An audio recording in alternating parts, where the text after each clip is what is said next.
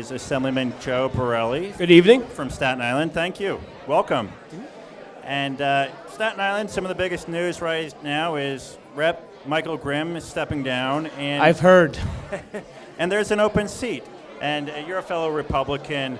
It looks like the party is starting to rally around Dan Donovan, the Staten Island District Attorney. Is that your sense of things? Look, I came out early and supported Dan. He's got about 3 decades of public service, not only in Staten Island, but elsewhere in the city. He was a narcotics prosecutor. He was an ADA in Manhattan. He's a very qualified candidate, and it shouldn't be surprising that he's got the support he has from the Republican Party on Staten Island. And do you think the party is rallying around him? Obviously, there are some other names floating around out there. I know Assemblywoman Nicole Maliotakis has been mentioned as a possibility.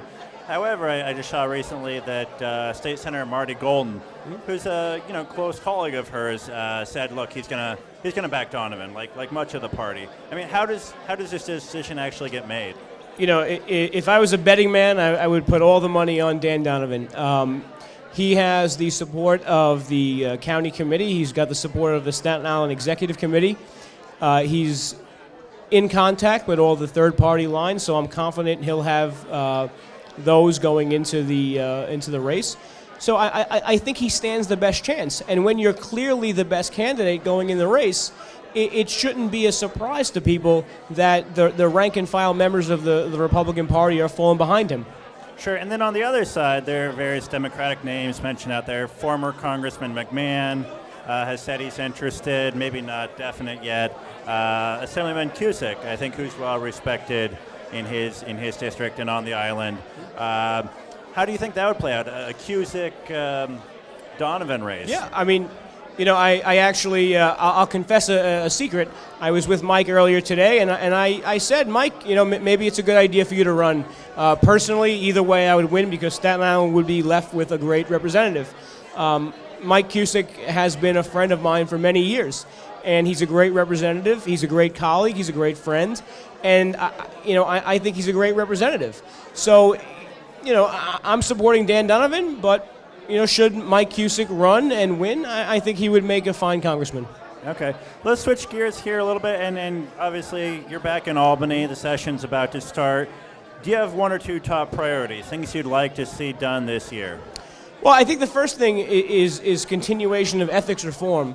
The problem now when you speak about ethics reform is that how do you continuously bring up new reforms when a certain someone, you may think of who it is, but a certain someone is not following the reforms that were already in place regarding transparency and disclosure.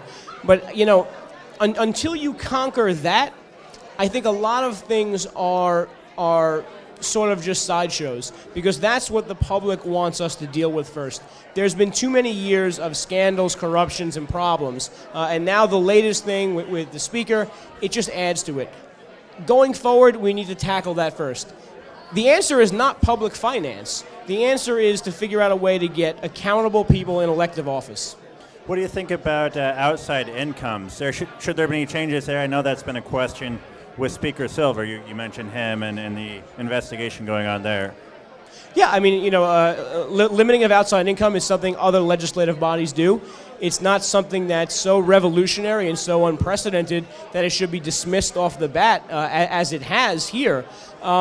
So certainly that's something I would support as part of a package. I don't think people should be limited to not owning a business or not making any money on the side. In my own disclosure, I'll admit to you now, I teach part-time at the College of Staten Island. I make $9,000 a year. It's all public record.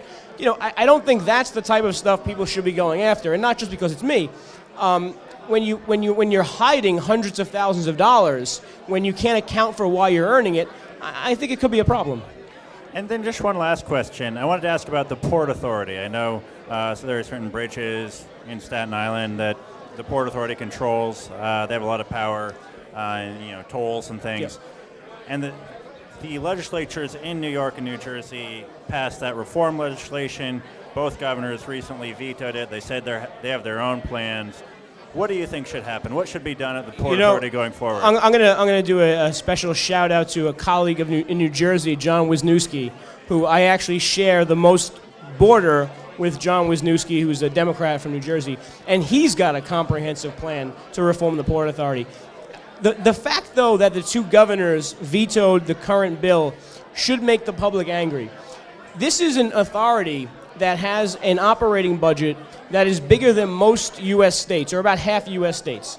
It has a deficit that's bigger than Nebraska, Wyoming, and Vermont combined, right?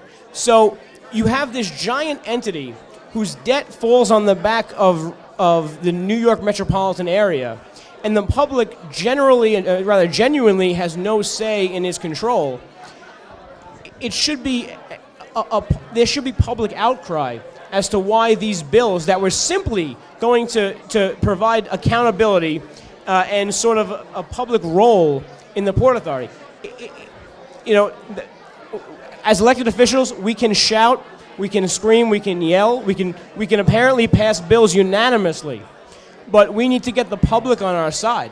When this is an agency bigger than most states, spending your money, and we have no say, the public should be outraged. Assemblyman, thank you. Thank you very much. Welcome back to Albany. I'm happy to be here.